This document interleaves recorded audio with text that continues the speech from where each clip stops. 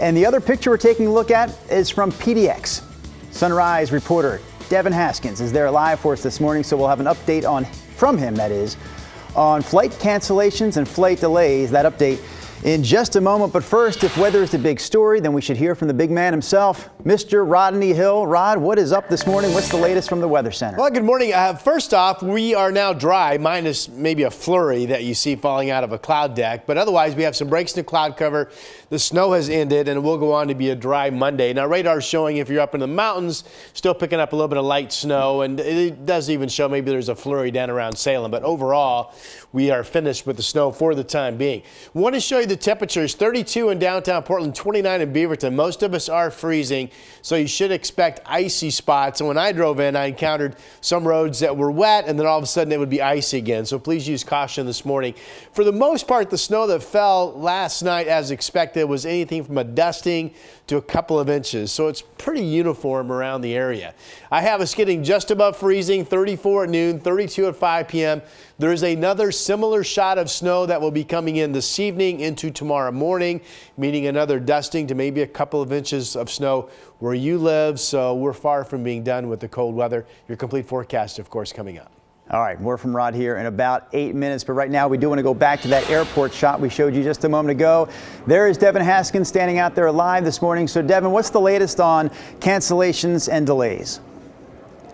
Well, looking at the big board, we're going to just head over right here. You can see that we got departures. We actually got about 7 departures right now that are canceled.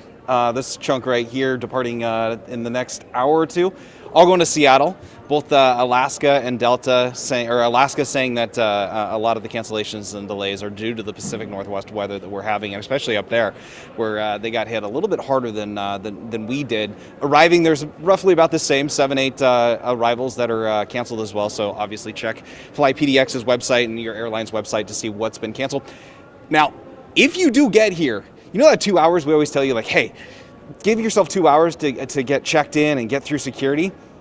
You might want to give yourself a little bit more time. I'm no expert here, but this line is the TSA line. It is wrapped multiple times, and this is just to get into the D and E gates.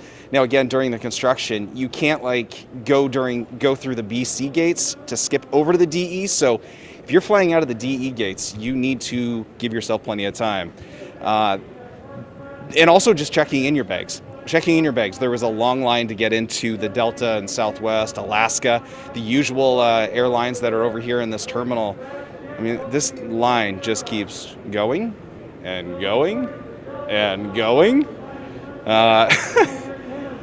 December 27th. It is a busy holiday travel day right now, it looks like. I wouldn't have thought Monday was, but again, if you have a flight heading out today, make sure 1, it's not canceled, 2, that you gave yourself plenty of time, and 3, parking. The economy lot is almost 90% full, so if you plan on long-term parking, again, give yourself plenty of time. I know this seems to be the theme of the live report here, but Drew, a lot of people here heading out after the holiday weekend. Well, Devin, we will check back in with you a little bit later, but if people are heading out to the airport today, that trickiest part might be getting to the airport because of some slick roads all throughout the area. So with that in mind, we're going to bring in Captain Stephanie Bigman from Oregon State Police. I believe, Stephanie, we have you on the phone right now, so I'll start with a simple good morning. How are you?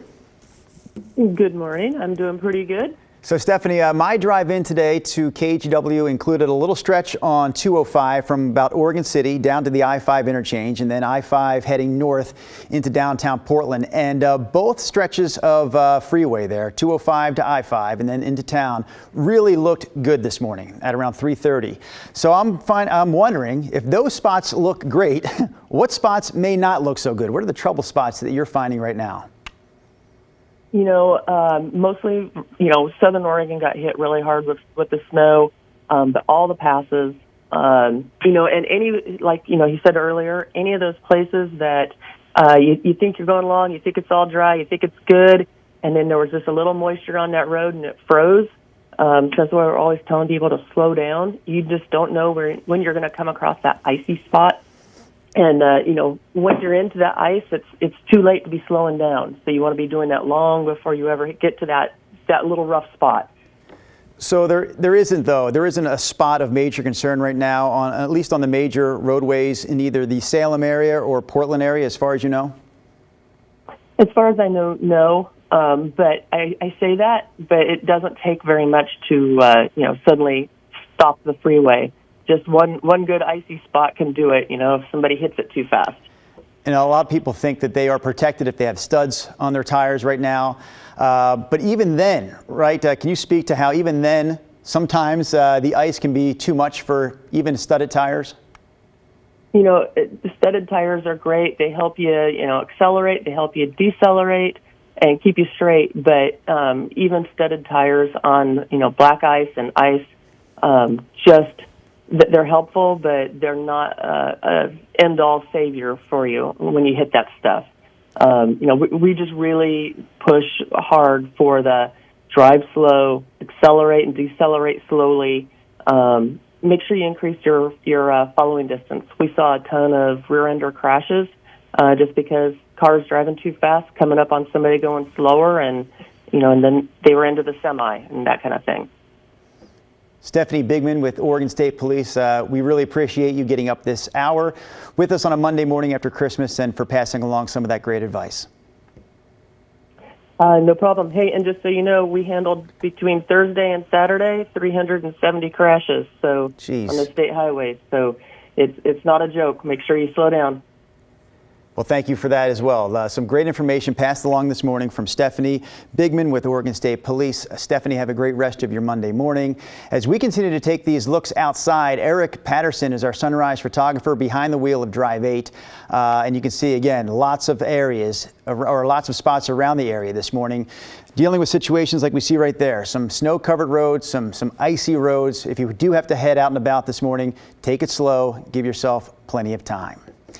Even the threat of snow beginning Friday on Christmas Eve led to some people changing their weekend plans.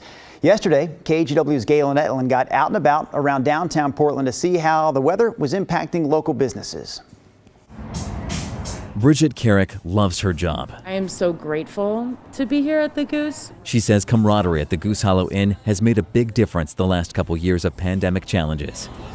But in freezing temperatures and snow, the outdoor space faces more logistics. Because last year our tent collapsed. This latest weather event was easier, but posed a different problem. Honestly, I think the biggest challenge is for staff to get here. Some people coming from further harder hit areas struggle. But Bridget's boss knows these employees keep business going. She's picked people up in snowstorms to make sure they could get here. About a mile away in Old Town, visitors absorbed frigid tranquility. The Lansu Chinese Garden was one of the businesses that stayed open in downtown. Despite how cold it was, you can see the snow on the roof, but people really enjoyed having an outlet to go to. This is a little chilly. This family is visiting. I wasn't expecting to be colder than Chicago, so I underpacked. They had plans in Oregon wine country Sunday, but It got snowed out. Yeah, we woke up this morning and we were like, oh, it snowed just a little bit. And apparently, a lot of Portland shut down because of it. Everything is making it very challenging for us. Venus Sun with the Lansu Chinese Garden says staff check for snow and icy conditions before opening each morning. With the pandemic, homeless crisis, and growing crime in Old Town, crowds on a freezing Sunday are a welcome sight. How does that feel to get that support after a pretty rough couple of years? It's amazing. We definitely cannot be here if not for the support coming from the community. Our staff still hold on to this very high spirit, this perseverance. And even with an added challenge, snow ahead of the new year is a good omen, according to the Chinese idiom, 瑞雪兆丰年. You're going to have a year of prosperity. So that's what we're holding on to it right now is we could use a great, prosperous year. A message Bridget Carrick is on board with as her team works through these latest challenges. Doing our best to just make sure everybody is safe. In Portland, I'm Galen Etlin for KGW News. After a snowy day around the area like we had yesterday, sometimes the best reporters on our staff are our viewers, and we had lots of people sending in pictures from all across the region. So this is a shot from yesterday morning in Kaiser. You can see the snowfall there. Similar situation. This is West Longview. A pretty shot there from one of our viewers' backyards. This shot up in Rainier, and you can see the lights there, the Christmas lights glistening off the snow in Rainier. I would say Rod Hill can confirm this for me when he shows back up here in a moment. Not a great day for golfing, but a great day for picture taking. This is out at Chehalem Glen Golf Course. Beautiful shot there. And one last shot with the ruler in place, Rod. This is a viewer from Wilsonville who says they had a solid 2.5 inches fall there last night. So before we get to Rod, just a quick reminder, we'd like to see what it looks like in your neighborhood this morning. So text us your photos, pretty easy to do.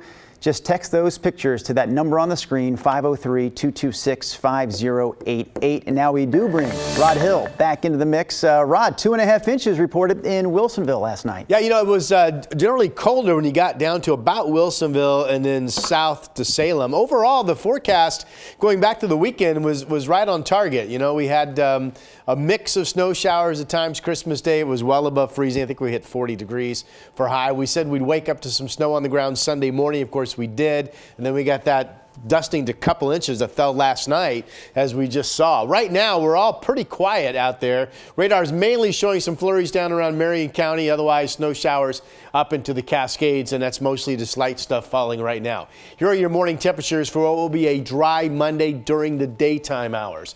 24 in Kelso, 31 Salem, 27 Astoria.